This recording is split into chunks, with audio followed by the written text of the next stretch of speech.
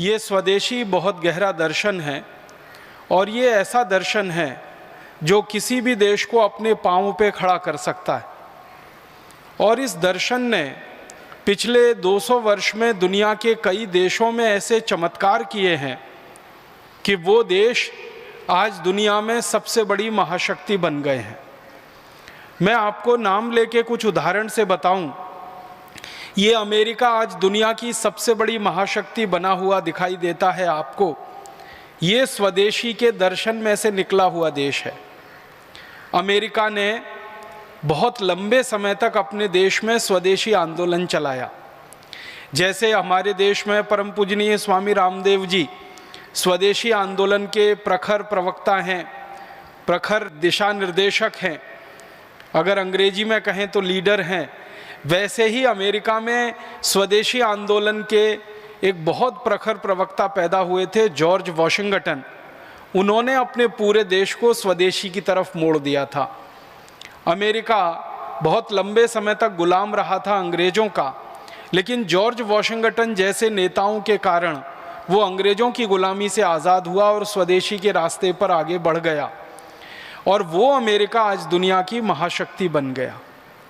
आप अगर हैरान हो जाएंगे ये सुनकर कि मात्र पिछले 200 वर्षों में अमेरिका दुनिया की महाशक्ति बन गया। 200 वर्ष पहले तक अमेरिका का कोई अस्तित्व नहीं था। आर्थिक दुनिया में, व्यापार की दुनिया में, उद्योग की दुनिया में, सुरक्षा व्यवस्था की दुनिया में, तकनीकी की दुनिया में, विज्ञान की दुनिया में कोई भी अमेरिका का नाम लेने वाला नहीं था आज से 200 साल पहले तक। एक दूसरा उदाहरण देता हूँ, आज से लगभग 100 साल पहले तक जापान का कोई नाम लेवा नहीं था दुनिया में। जापान भी गुलाम रहा है दुनिया में कई देशों का। जापान जब अमेरिका का गुलाम था तब आपको मालूम है अमेरिका ने 2 एटम बम जापान पे गिरा दिए थे, हिरोशिमा और नागासाकी पर 1945 में, और पूरे जापान को तोड़ दिया था अमेरिका ने, ध्वस्त कर दिया था। वो जापान पिछले 60 वर्षों में, 70 वर्षों में सारी दुनिया के सामने पूरी इज्जत और सम्मान से खड़ा है। अमेरिका के बाद दूसरा नाम अगर लिया जाता है दुनिया में तो वो जापान का नाम लिया जाता है। हमारा एक पड़ोसी देश है, उसका नाम है चीन। आपको मालूम है चीन भी एक समय तक अंग्रेजों का गुलाम रहा है। अंग्रेजों ने चीन पे भी कब्जा किया था और पूरे चीन के समाज को अंग्रेजों ने नशे में डुबो दिया था। चीन को खड़ा होने में बहुत समय लगा, लेकिन चीन खड़ा हुआ। 1949 तक अगर चीन के बारे में आप जानने की कोशिश करेंगे तो पता चलेगा कि चीन भिखारी देश था।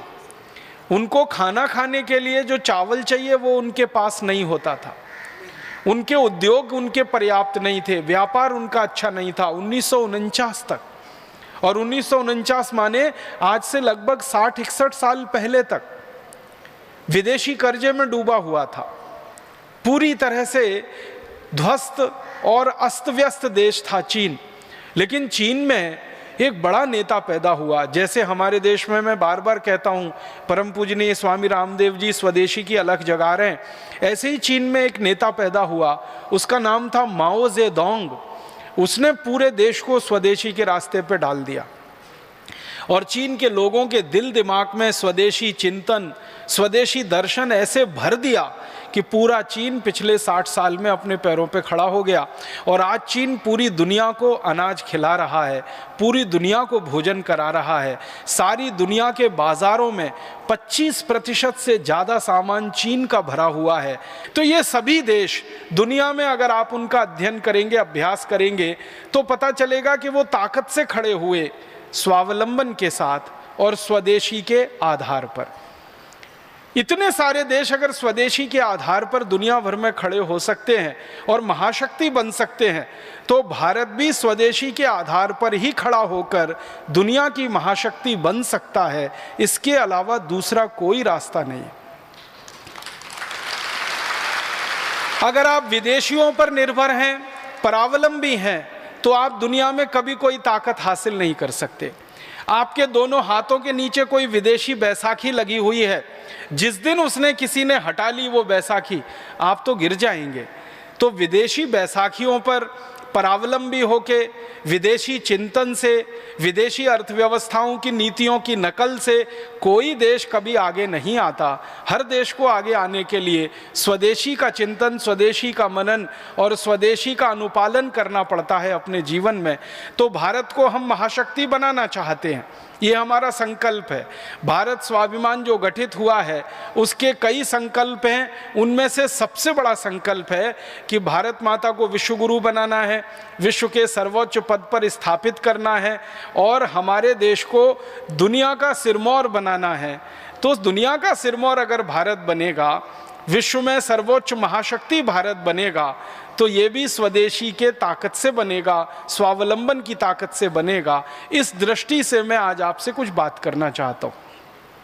मैं थोड़ी पुरानी बात करके अपनी आज की बात कहूँगा। पुरानी बात माने हमारे इतिहास की बात थोड़ी देर में करूँ कि भारत कभी दुनिया में विश्व की महाशक्ति था, विश्व का सिरमौर था, ये हमारे दस्तावेज बताते हैं। अंग्रेजों के आने के समय तक और अंग्रेजों के आने के पहले तक ये देश सारी दुनिया की बहुत बड़ी शक्ति था, महाशक्ति था।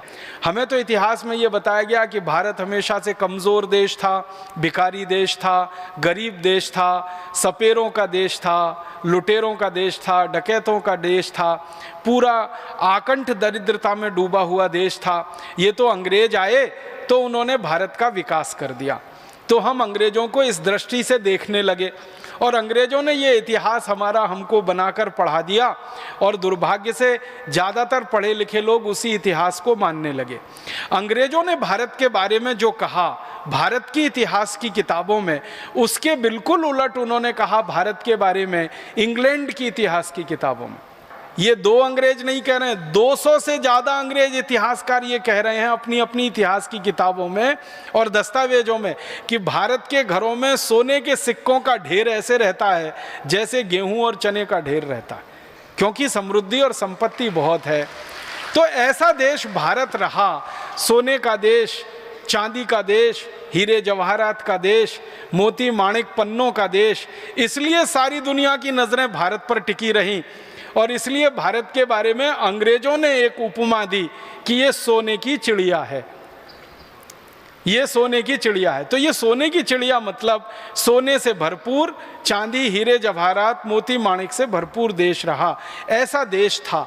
अगर ऐसा देश था तो संपूर्ण स्वदेशी और स्वावलंबी ही रहा होगा, उसके अलावा ये देश बन नहीं सकता ऐसा। तो उसकी खोज जब हम लोग करते हैं आजकल और आगे भी करते रहेंगे तो पता चल रहा है कि इतना स्वदेशी और स्वावलंबन इस देश में रग रग में भरा हुआ था कि ये देश अद्भुत बना। अब मैं मूल बात पे आ रहा हूँ कि भारत का ये जो स्वावलंबन और स्वदेशीपन था ये आया कहाँ से? तो ये आया हमारी ग्रामीण अर्थव्यवस्था में से।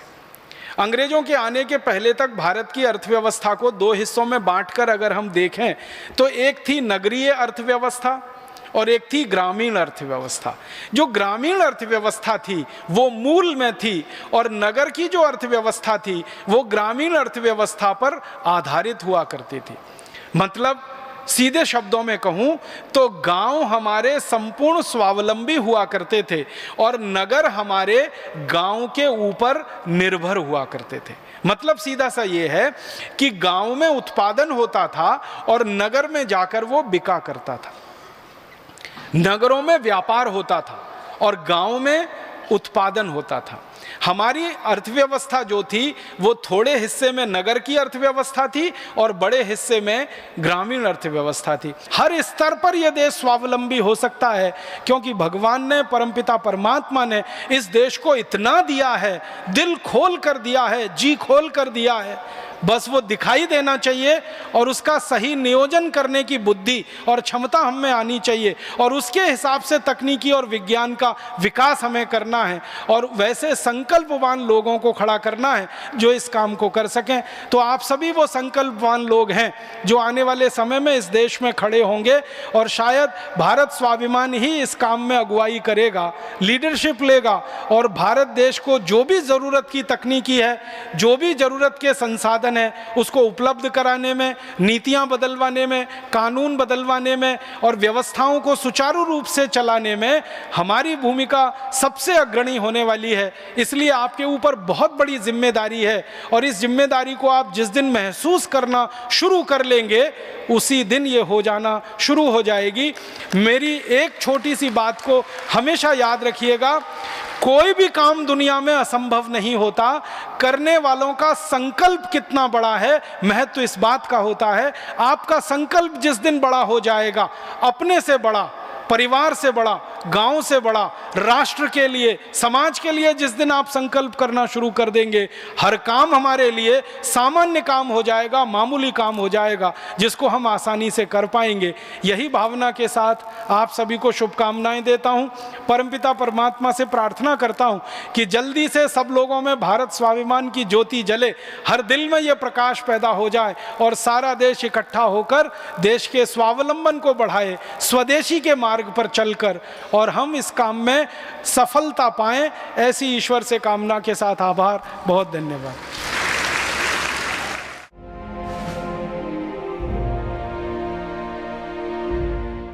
भारत स्वाभिमान का जो अभियान अपने भारत में परम पूजनीय स्वामी जी के नेतृत्व में जो शुरू हुआ है, ये अभियान भारत की दशा को और दिशा को ठीक करने वाला है। भारत की गरीबी, भारत की भुखमरी, भारत की बेरोजगारी, भारत के किसानों की बेबसी, भारत के मजदूरों की लाचारी, हमारे देश की महिलाओं बहनों पर होने वाले अत्याचार, हमारी माताओं बहनों की लुटने वाली इज्जत, ये जो सारे गंभीर प्रश्न पैदा हुए हैं हमारे देश में, इन प्रश्नों का समाधान ढूंढने का प्रयास है ये भारत स्वाभिमान का अभियान। और इस अभियान की सफलता 100% निश्चित है। ये अभियान पूरी तरह से सफल होगा। श्री राम ने भी रावण को मारकर व्यवस्था परिवर्तन ही किया था, आप ध्यान रखिएगा। खाली सत्ता परिवर्तन नहीं किया था, व्यवस्था परिवर्तन किया था और व्यवस्था को आमूलचूल बदल दिया था। श्री कृष्ण ने कंस को मारकर व्यवस्था परिवर्तन किया था, पूरी व्यवस्था को आमूलचूल बदल दिया था।